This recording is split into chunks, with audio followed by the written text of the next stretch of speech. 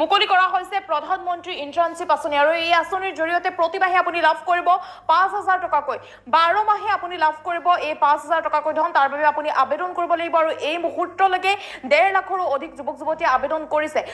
Hello everyone, good morning to all. खुलुमबाय बयनिसिमबो फिन खेबसे लोगोफोर आङो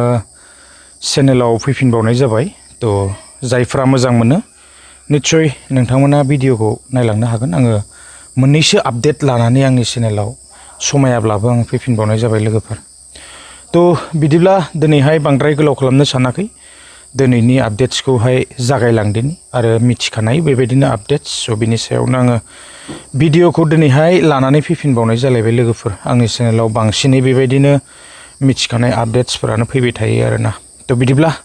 दिनैनि आपडेट्सखौ होलांदिनि दिनैनि गिबिसिन आपडेट्सआ जाहैबाय जोंहा थागोन नैबे CMAAA थ' मा जाखो CMAAA नि सायाव फंनैसो डिसकास खालामनो लादों लोगोफोर दासिमबो बेबायदि जोङो 5 तारिख बारलांनानै दिनै बेसेबांबा दिन 15 तारिख जोङो सफैनायखौ जोङो नुनो मोनबाय नाथाय बेबायदि रिएप्लाइ जानायखौ दासिमबो नुनो मोनफिनाखै आरो माबायदि सेलेक्सन जागोन ना बाकियाहाय थ' जोङो बेखौ दा सम सफैबासो मिथिनो मोनसिगोन आरोना माबायदि प्रसेस जायो जों नेनानै थानोसै आरो जोङो समजों लोगोसे मिथिनो मोनगोन उनावहाय आङो बिनि सायाव मोजां बेबायदि मोनसे आपडेट्स मोनोब्ला आं लानानै फैनो सेस्था खालामगोन लोगोफोर बिदिब्ला गुबुन मोनसे आपडेट्सआव थांदिनि दिनैनि जोंहा गुबुन मोनसे आपडेट्सआ जाहैबाय PM इन्टार्नशिप जिथुनिखि दा आसनि वेबसाइटआ गेवनाय लोगो लोगो दिनै माने 1.5 लाख बेबायदि व्यक्तिफोराहाय बा सुबुंफोरा दिनैहाय बेवहाय बेबायदिनो मा पन्जियन खालामबाय आरोना रेजिस्टार खालामबाय थ' लोगो लोगो दा बेबायदि जोङो मिथिनो मोनदों 5,000 करि रां मोनगोन 21 इयार्सनिफ्राय लानानै बेबायदिनो जोङो 24 इयार्ससिम थ' जायफोरा बेसे बैसो जाबायना एप्लाइ खालामनो हायो आरो बा पन्जियन खालामनो हायो थ' बेबायदिनो 12 मास मोनगोन जाहैदों मासे मासे 5,000 रां ना गोदान जिथुनिखि PM निफ्राय फैनाय बियो मोनसे बेबायदिनो आसनि आरोना दा बेवहाय एप्लाइ खालामनो हायोब्ला मोजांमोन बेबायदिनो 12 मास बेबायदि जुदि 5,000 रां मोनोब्ला जोबोद मोजांनि बाथ्रा आरो बेबायदिनो जायफोरना जेराव 8 लाख 9 लाखनिफ्राय इनकामा डाउनाव जानांगोन ना बेबायदिनो बिनि सायाव थाङोब्ला बियो जानाय नङा आरोना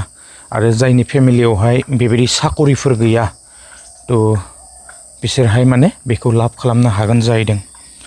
एजआ जागोन बेबायदिनो 21 निफ्राय लानानै 24 ना बेबायदि बैसोफोराहाय एप्लाइ खालामनो हायो दा बेबायदि 30 बोसोर 40 बोसोर बेबायदिया एप्लाइ खालामनो हाया जाहैदों आरोना थ' मोजां मोनसे आपडेटमोन नाथाय बेवहाय दा गोबांफ्रा बेबायदि पन्जियन खालामनायखौ जोङो नुनो मोनदों आरो दा एसे बे वेबसाइटआवहाय प्रब्लेम होदों बेबायदि रेजिस्टारावबो माने रेजिस्टार खालामनाय समावबो एसे जोङो प्रब्लेम नुनो मोनदों आरोना दा एथबां कनफार्म नङा बेसेबां सैथो आरो बेबायदि मोजां मोनसे बिनि सायाव आपडेट फैयोब्ला आङो भिडिअखौ लाबोनो सेस्था खालामगोन लोगोफोर थ' मोजां आसनि जोङो एप्लाइ खालामनानै लानो हायोब्ला मोजां आरोना थ' बिदिब्ला लोगोफोर गुबुन मोनसे आपडेटआव फैबावदिनि जोंहा गुबुन मोनसे आपडेटआ जाहैबाय जोङो फैयै फैयै दिनै 15 तारिख मोनफैबाय दिनैहाय जोङो बेबायदिनो ग्रेड 4 ना थ' जायफोरा जबनि थाखाय बेबायदि नेनानै दं बा गोबांफोरा बेबायदिनो एप्लाइ खालामदोंना दिनैहाय जोङो फाइनालि बेबायदि दा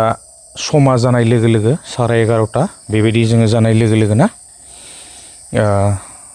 एडमिटखौहाय जोङो बेबायदिनो डाउनलड खालामनो हागोन आरो जोङो एडमिटखौ डाउनलड खालामनानै लादो जायफ्राहाय रेडि जाबायना थ' आरो बिनिफ्राय जोङो बेबायदिनो कुइसनफोरखौहाय एसे नायबाय थाखादो आरो प्रिपेयार जानानै थाखादो आरोना थ' जोङो जिरायनांगोन 27आवहाय बेबायदिनो 27आव माने आंबो एसे जिरायनो सानदों आरोना थ' 27आव जिरायनोसै मा जायो दिनैहाय बेबायदिनो एडमिटखौहाय डाउनलड खालामनोसै आरो 27नि थाखाय